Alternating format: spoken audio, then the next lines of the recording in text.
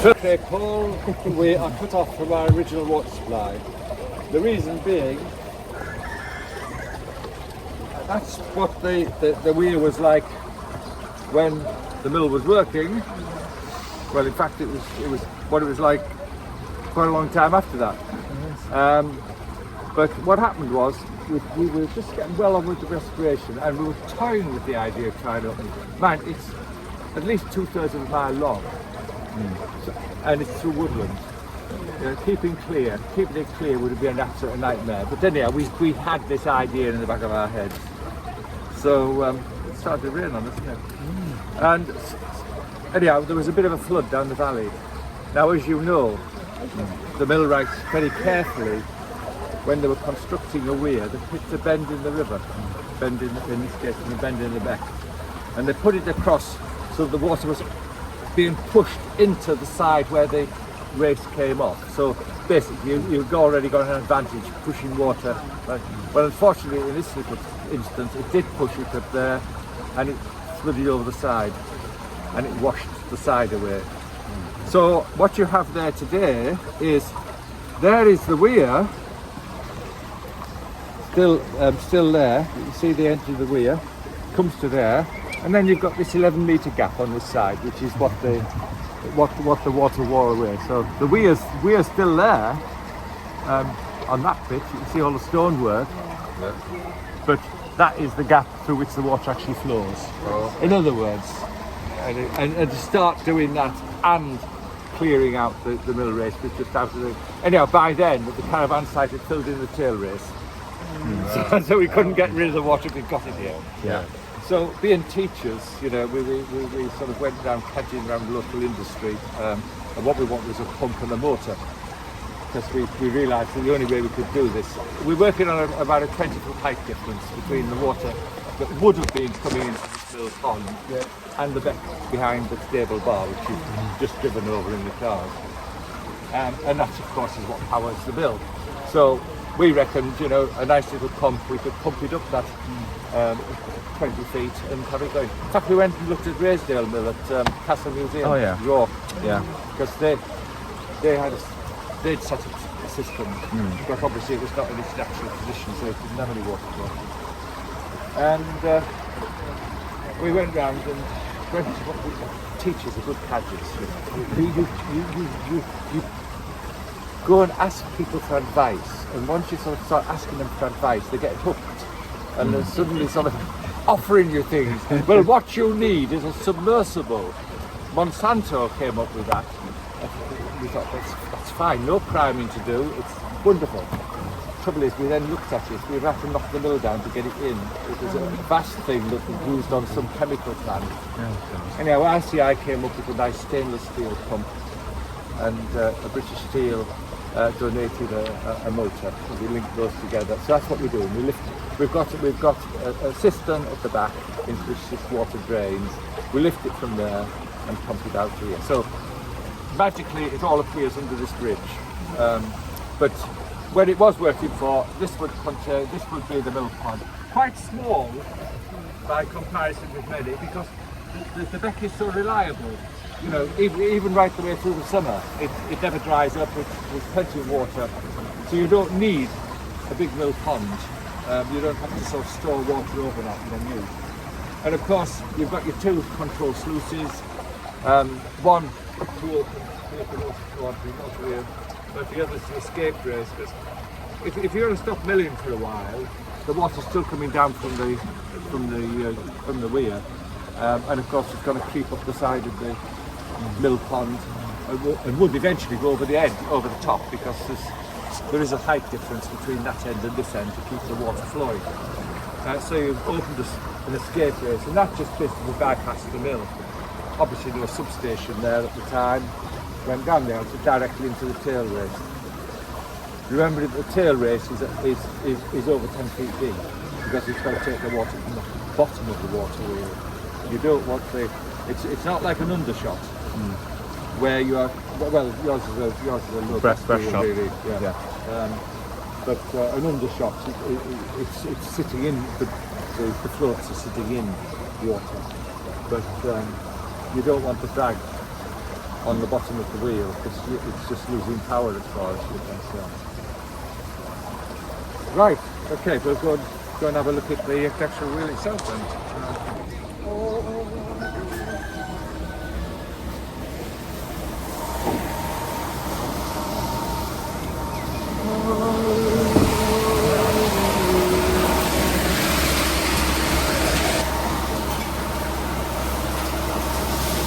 Right, do come in.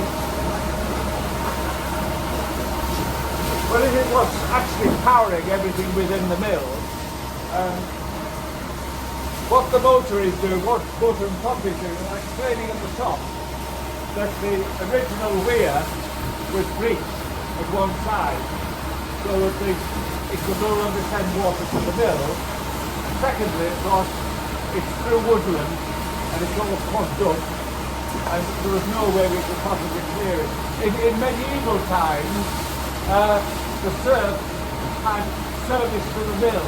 They had to do the mill maintenance, clearing the mill races, repairing the weirs, and in fact if there was heavy construction work, they'd have to bring the stone or the wood or whatever. There'd be someone skilled there that actually put it together, but they'd have to basically provide the labour. We unfortunately don't have that.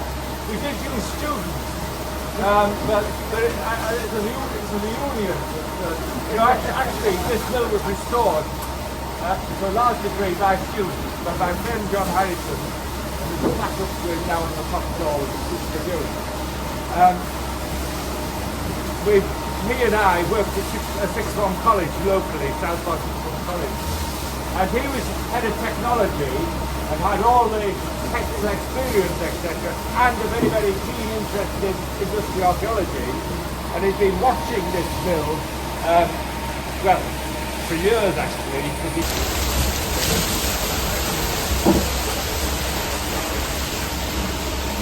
Our outside started, this was going to be the restaurant, and he managed to save them, yeah. He's got a mill here, so it's derelict. But we've lost like control over 6 periods of Monday, Wednesday afternoon. And of course most of them are playing games, etc. But we dragged 3 cartloads of kids down here, and they came in clean and they went out smoking. But everyone else finished at 4 o'clock. They were lucky if they got home by 6. Because once you got them down here, they can't get over to the weekend. But the point was, once they'd come, they opted it for it every turn after that. So we were with this for 2 years, and we just wanted to come back. And some of them turn up with kids and what after that, and point out the bits that they did. It's great. So, yeah. So we've not got any service, but occasionally we have to. Right, well it's a pitch back wheel. In other words, the water is actually using weight of water, and therefore it's buckets rather than paddles.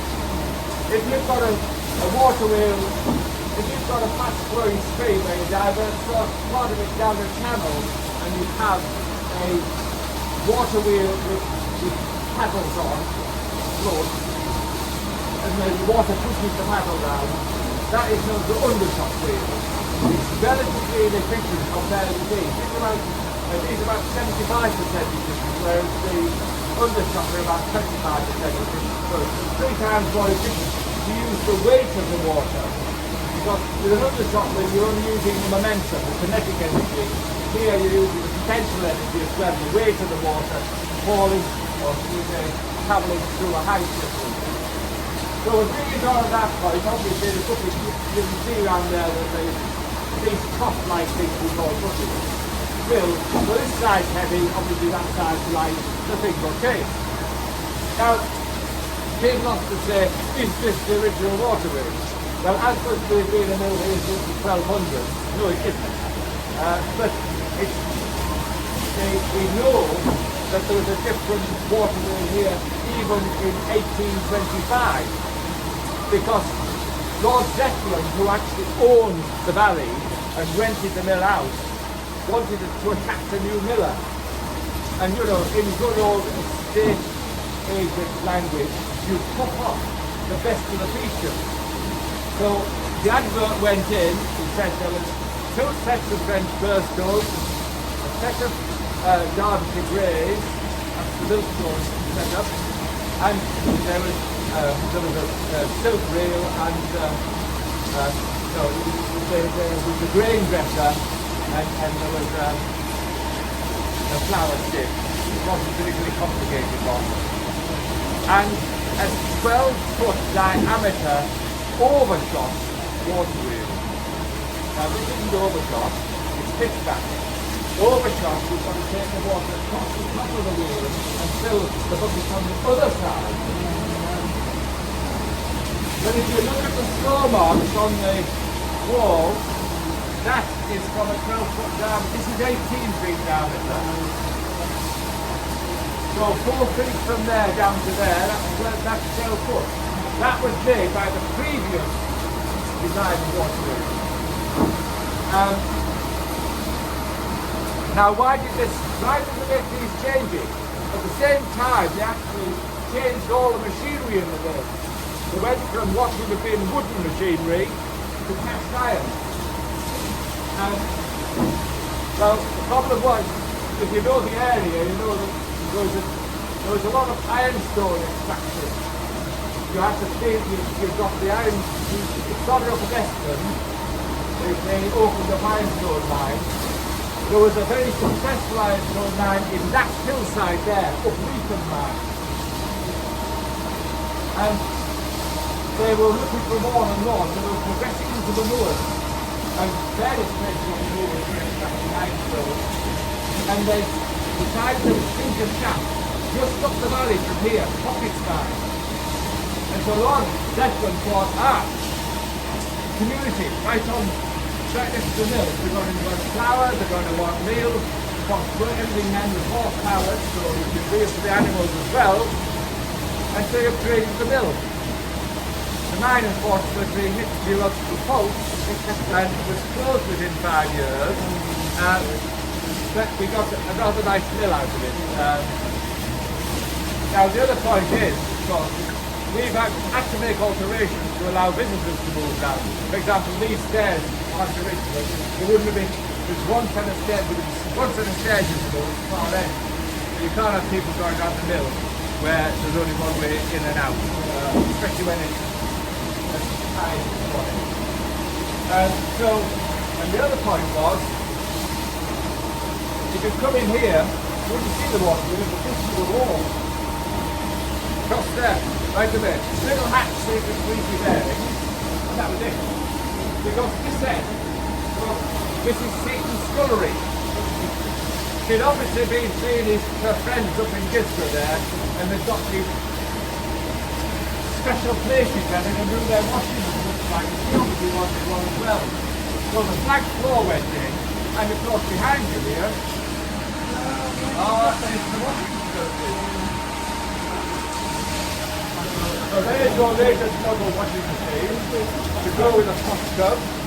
You've got the copper there, but that doesn't matter, it was woman's stuff. So don't worry lads, don't worry lads. I said cock up. Right, that's about it in here. Sky and south there.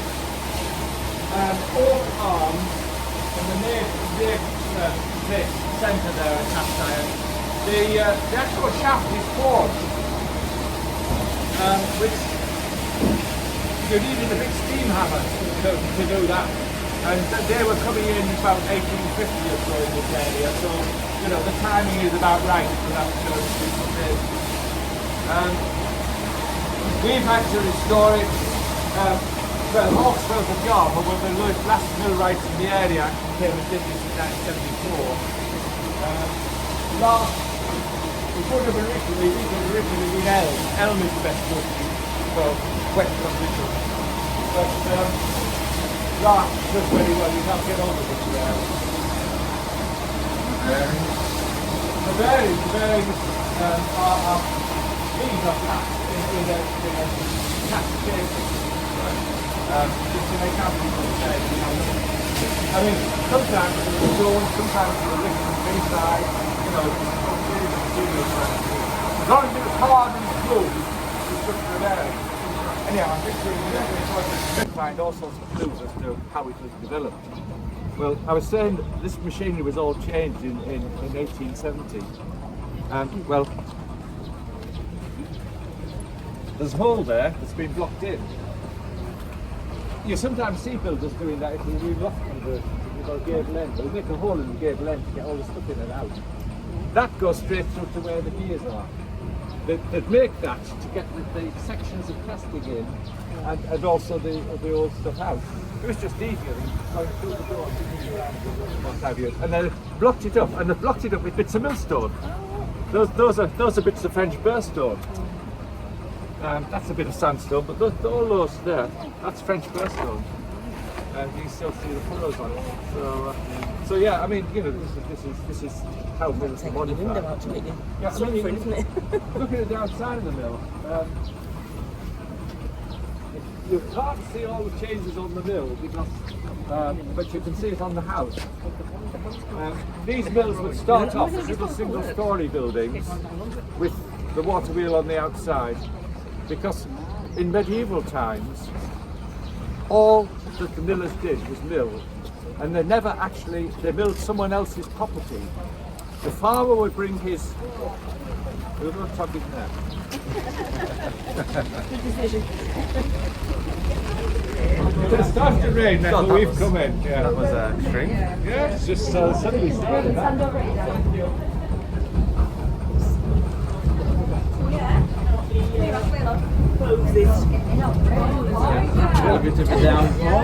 Yeah, I was just saying, in medieval times, the miller, he milled someone else's property. So basically, the grain was brought to him, he milled it, and they took away the product, minus his mulcher. His mulcher was 1/16 usually of whatever went through the mill. It did vary just whilst he couldn't move the different managements, but that was what paid the miller, and more to the point, the lord of the manor.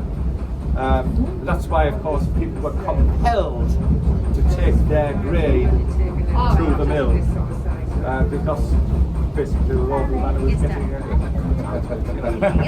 a good cut out of it. It was a very lucrative thing having a mill. That's why you find in all of these documents, mills were being given to abbeys and things.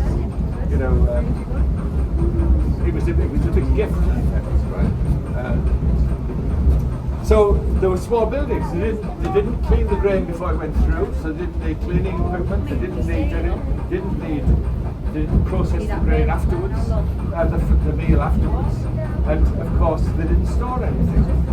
So it would be just a relatively small building. Right, we're going to go into the.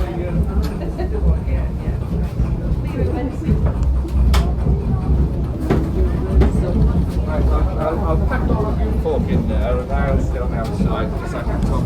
Yeah, I can get back. Oh, here we are.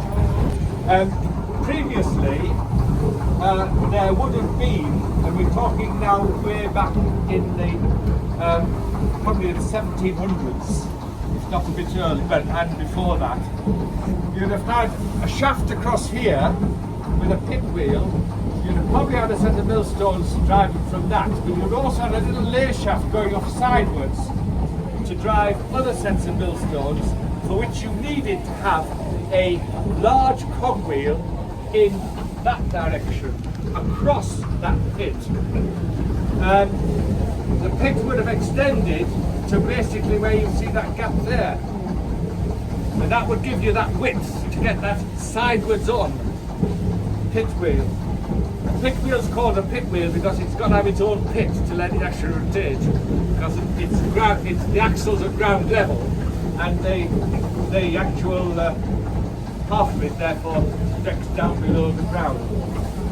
Now, the change took place in, well, 1750s onwards. They started to put in this configuration where you've got a vertical shaft. Now, two things. So now we are, instead of driving an individual set of millstones off the top of the pit wheel, you are driving an upright shaft. of which you've got this large spur wheel here. The big cog that's rotating horizontally is the spur wheel, which can then drive a series of stone nuts. These will be lowered into place, obviously with everything stationary, and then when it's started, what you can see above you is the underside of a pair of millstones. They have to be perfectly horizontal for good milling, and you can see all of the wedges. Wedges was a traditional way of adjusting things in mills. I mean, you can even see that the drive goes up through the bottom of the mill, through the centre of the bedstone, and the top millstone is actually sitting on the top of that shaft. So when this turns, the top millstone turns. The other point is, if you look at the beam that is actually carrying this, that end's hinged. This end you can jack up and down. Now, if you do that, you're actually lifting the top millstone and lowering. You're altering the gap between the two. And that was vital to adjust the quality of the meal you're producing. If you, obviously, if the gap was increased, the meal you got was coarser, and so on. And that was one of the controls then. Now, it's cast iron machinery, apart from, you probably spot it better from that end than anyone else. On the spur wheel, they've cast the wheel with mortises in to take wooden cogs. There's two reasons for that. The first is it gives you a smoother run, but secondly, things can go wrong in mills. Something goes wrong, something jams, something breaks. Far better for it to snap up a few wooden cogs than off your castings. So you snap off a few of those. They're only held in by little wedges at the back. Tap the wedges out come the old ones. A miller would probably have a few spares. He'd probably have to just shape them up last little bit with a chisel. But that'll be it, you see. And back into business once it whatever was right. Wrong again. So this is the Hurst. Now, as I say, the machinery went in 1870, but the Hurst frame is much older. This was never changed. If it'd been 1850, this would have been a cast iron Hurst frame. But it is. So this extends from when the mill was much older, certainly, probably another couple of hundred years at least, if not more. Now the other thing is, the bearings at the end of the shaft, bearings were always set on wood, to the wood that the bearing is on there. Probably about 2 millimeters. Okay? This doesn't matter. It's the millstones have to be perfectly horizontal. The bedstones have to be perfectly flat, horizontal, and the actual running stone has to be weighted. Should we say you can actually put weights in, so it is running true as well. There are some little devices up there that the miller actually uses. You've got to have that shaft perfectly vertical, but as I say, you've got that. You can see the adjustments on here. You've got that shaft perfectly vertical. A movement of a couple of millimeters on here is not really going to, microns maybe, but nothing of any real significance. Now, the other control that the miller had was this. You can come out of there now.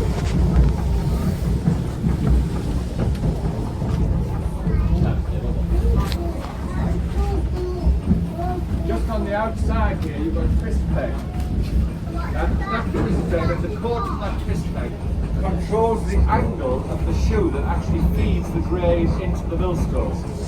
Is another way of controlling the quality of the meal you're going to produce. Obviously, the faster it goes in, the shorter time it takes to get to the outside, the fewer times it gets cut, and therefore it'll end up coarser. and obviously vice versa. So the miller had two major controls he had to adjust, and so he would actually off the stove. So that's what we're producing.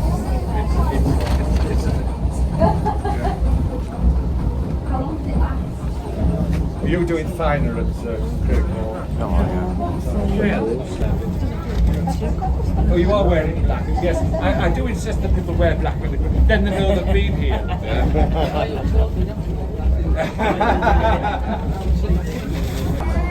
If he wants to alter his feed range, that's the twist peg for this, and the tenter jack for this is just there. So in other words, these adjustments are right next to the chute where his product is coming, and you'll find that is the way they try and arrange the mill to make it easy to do. You see what I mean, obviously in the old days it could go into this bin here, or in fact it could be diverted into this elevator. This is a flour elevator. It could could actually take the flour right, or should we say, I should say meal, because when it's milled, it's meal, right to the top of the mill, and fed through the silk reel to grade it. Then it becomes flour being processed. But obviously we're not using that. Everything you let the grain and flour touch, you've got to clean out at the end of the session. And we'd lose virtually all we can do that. Yeah. So we cut it down to a relatively small circuit and sort of run the other things so people can see what's going on. Right, I didn't tell you about millstones. Taking it home, make some bread.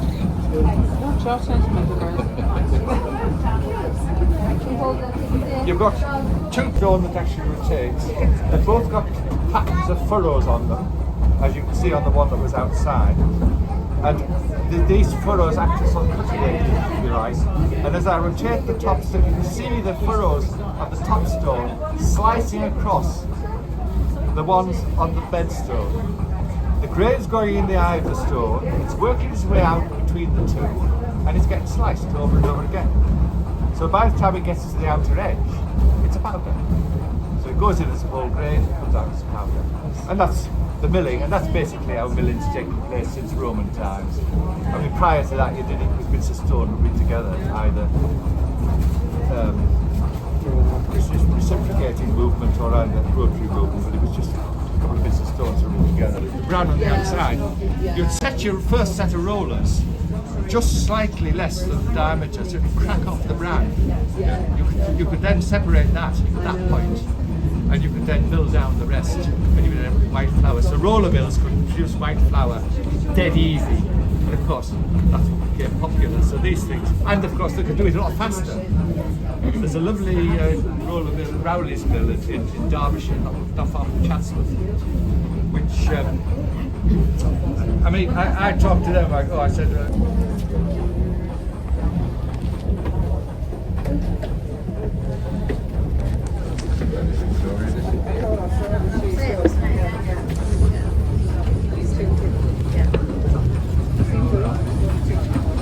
I should have asked you whether you cooked a supper anywhere.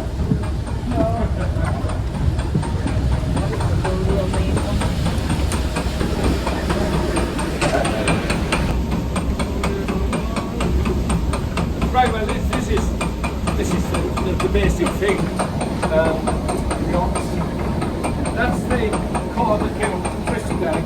It's also the angle of the shoe. If I lift it, it's sort of feet going to slow down. If I release it, I'm milling slowly at the moment. One, it keeps the dust down. Secondly, I have got a vast amount of clean grain at the top. Now this is where I really get in trouble with the ladies. This is the sound you hear in a working mill, a traditional working mill. Because you want the grain to flow very steadily. You don't want a clump to go through and then nothing for a while, because you get very uneven sort of meal being produced. So the shoe is being held by this sprung willow here against the rotating cam.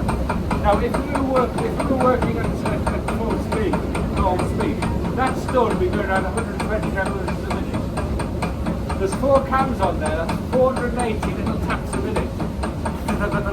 And that is the noise you hear in a traditional mill. Now, the millers, I'll get out of it. The southern millers call that a damsel because it chatters on all day. Up here we just call it an agitator. But you know, it's a standard thing. So, How fast is that chatter? that's probably doing maybe 90. I mean, a set of millstones takes about 4 horsepower to power it at full speed. I've got the wheel choked back. Right, the other thing is, you probably noticed a little earlier. Well, under here, look at the grade's higher, so you can't see it at the moment, is a bit of strap. It's empty to this side, and the cord goes through the grade is above that strap. It actually stays down. It's holding the strap down. But once the grade gets down below that level, the strap comes up, the bell goes down there and wards the miller. Here's something else. Because as this gets very low, the feed rate decreases, the millstones are doing less work, and you hear them speed up.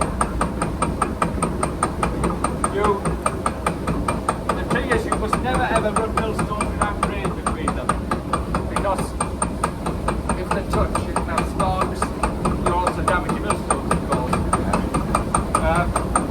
So it was essential that you got, up here and got some more grade in there quickly. If I let a lot of grain in, the work that the millstones were doing would suddenly increase, and it would actually stop the mill.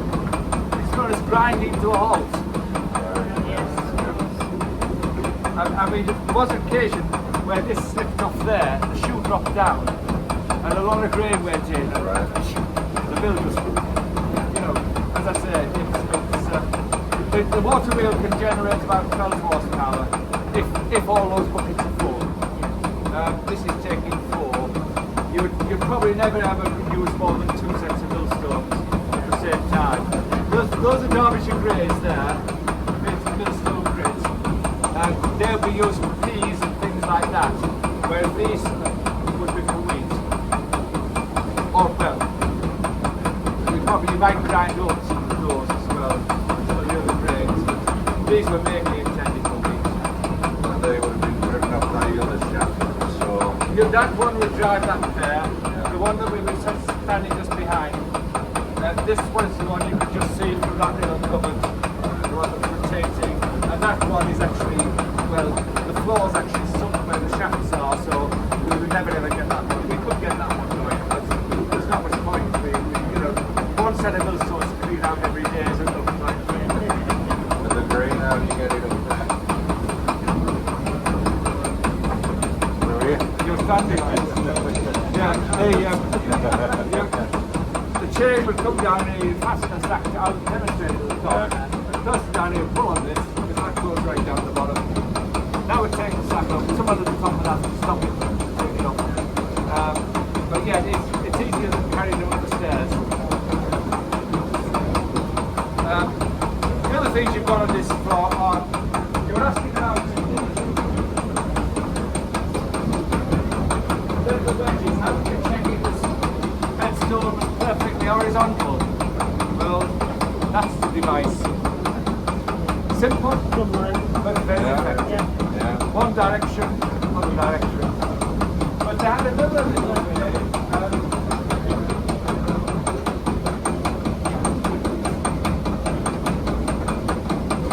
Trouble here, what you did, the shaft that comes up the centre there, with the top millstone off, you put that on it, knock wedges in so it's fixed, you put a feather in there, and then you rotate the shaft. Now if that touches the bedstone on one side and not on the other, the shaft isn't vertical. how they check whether that shaft was vertical. These are all little things we sort of found around the mill, you know, and then have to scratch our heads to work out what they did. A warning, the beams get lower as we go through the mill. Oh, that thing over the far side is a fan that would work in conjunction with a grain dresser on the floor of the rug.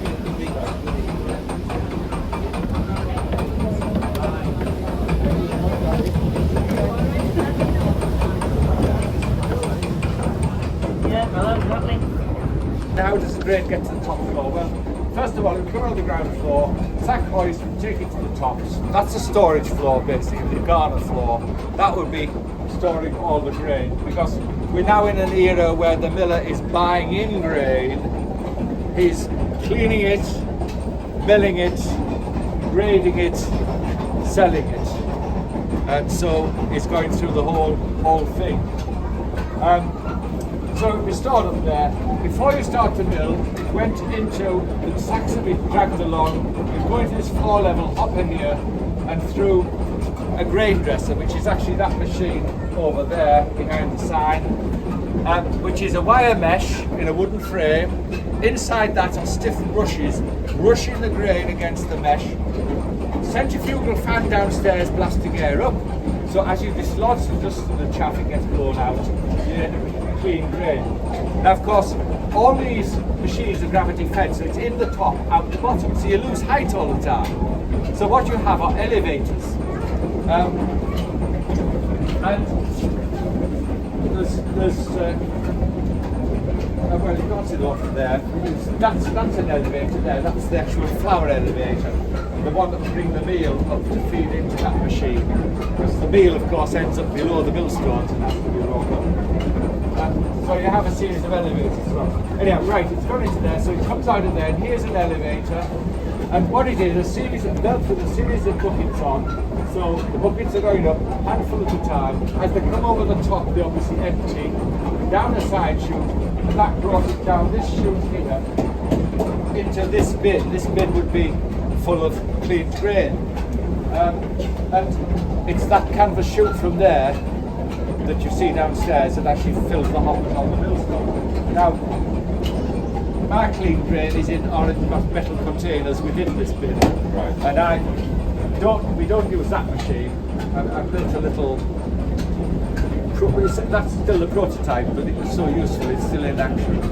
It's a grain clean, it's a series of riddles and fans, which cleans the grain quite good. It's mainly getting rid of husks and things, because they're done as much as possible. Then once it's gone there, it's through the millstones, so now it's meal. We bag it off there, we don't that one. It would go right the way back, right to there, right to the top of the mill again. Now, I hope that's just a practice ring. I know it is actually, because I'm able to look at it. And it comes into this silk reel. Now, this is basically a rotating drum. The wheel will be bouncing around inside, and the actual silks were graded.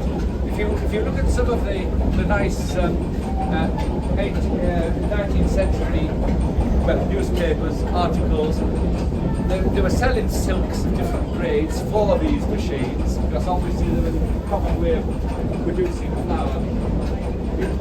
We find silk at this end, coarser, and then you see it's wire meshes at that end. Right, ladies and gentlemen, I won't make this sexist. Ladies and gentlemen, how do you sieve flour? Let me have a mime. A mime of you sieving flour. Shake it through. Did I see? We were tapper. She's a tapper. That's what I wanted. I wanted a tapper. You see? As you know, flour does not go readily through a sieve. And if you bend down, you can see the miller's finger up here. There's a piece of wood anchored at the back, and it's tied back so it doesn't damage the machine now. But that would be clattering on each of those frames as they came round, just to help it moving. Along the bottom of there is a worm drive, so the stuff would drop through, we'd move it along, and there's a series of chutes you can open underneath. and you can take off the different qualities into different tanks.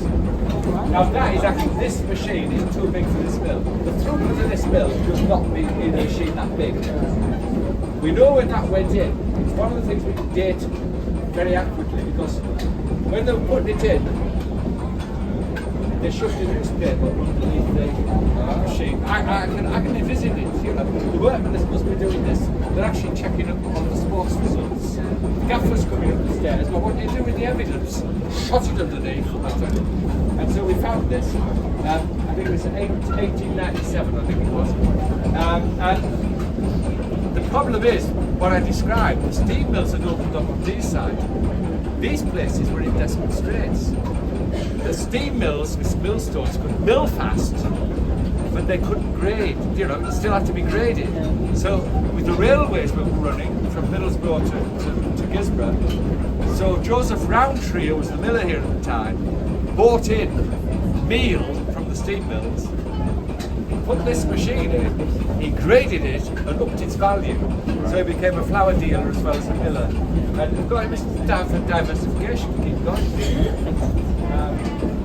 Right, anyhow, sorry, I do. This is the play for kids, by the way.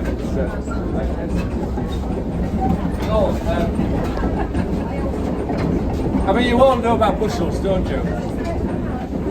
Bushels. And a bushel was the standard measure for grain. And so you'd measure it out. Now that is officially a bushel measure. And it's stamped at some point or other to say it's been inspected. So you'd overfill that with grain and you tapped it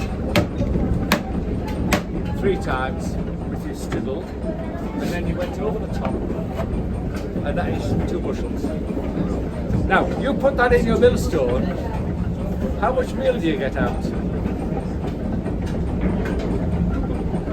Not 2 bushels, certainly. No. Because, of course, the particles are smaller, they're packed down low, so you might get about half of it. That thieving miller, there probably were rogues, but you know, they may not have been. And there was a grave somewhere which said,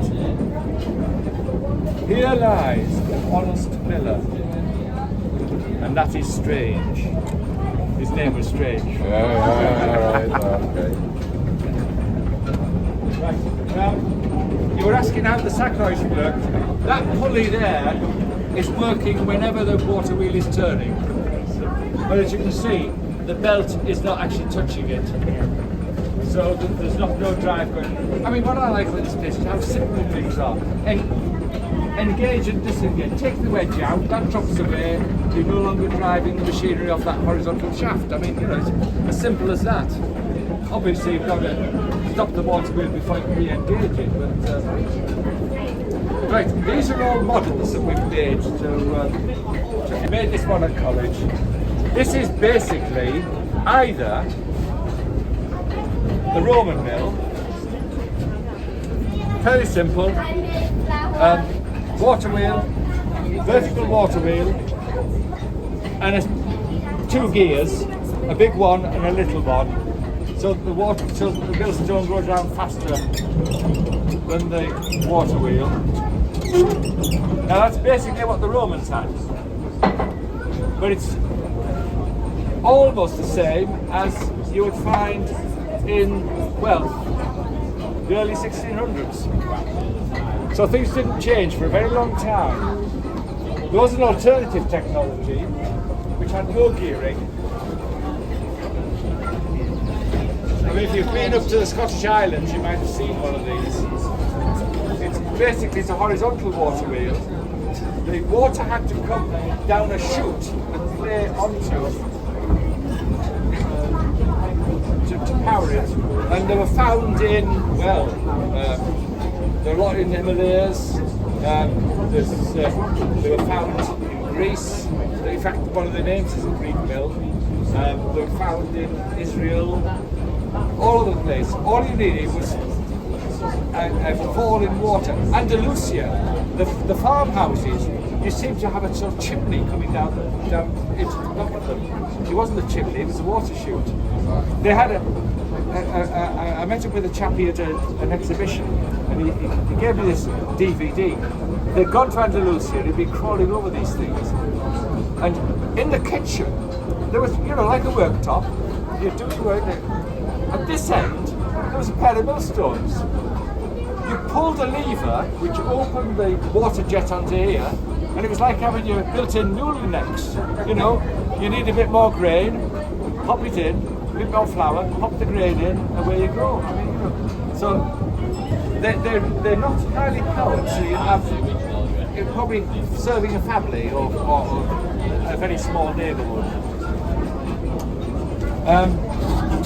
That is the dreaded roller mill, where you've got rollers that crush the grain. This is a farm one for doing. You've got 2 steel rollers that are doing that. That would be used for producing animal meal.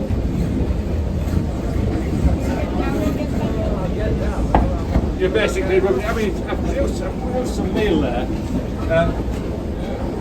Obviously, you have to keep sweeping it off and putting some more on and doing that. But just to prove I don't tell lies, that's a little model of an Egyptian slave girl from a better quality. That is actually an original Iron Age burn, top stone. So that's been someone's pride and joy with that way back in the Iron Age. And this one I've actually done with the furrows cut the same as the furrows on the millstones downstairs. So it's actually we're only going, it should be going one direction.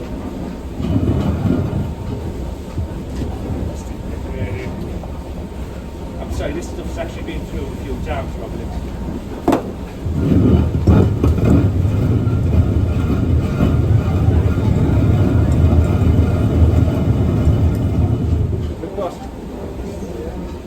Have a go, because it gives you an idea of how much effort goes into them. Yes, yeah. So you can see why people are very pleased.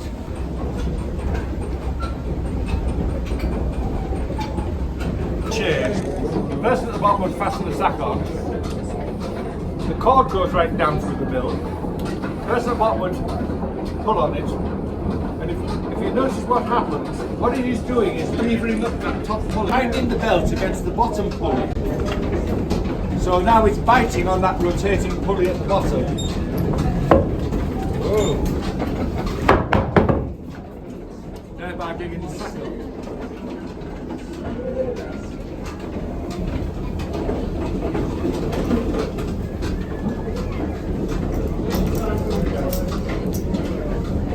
As I say, the only thing that actually goes down is stiff. It's the sack, it's the tips on there. But you just fasten the sack on, the choke chain arrangement just goes on top of the sack.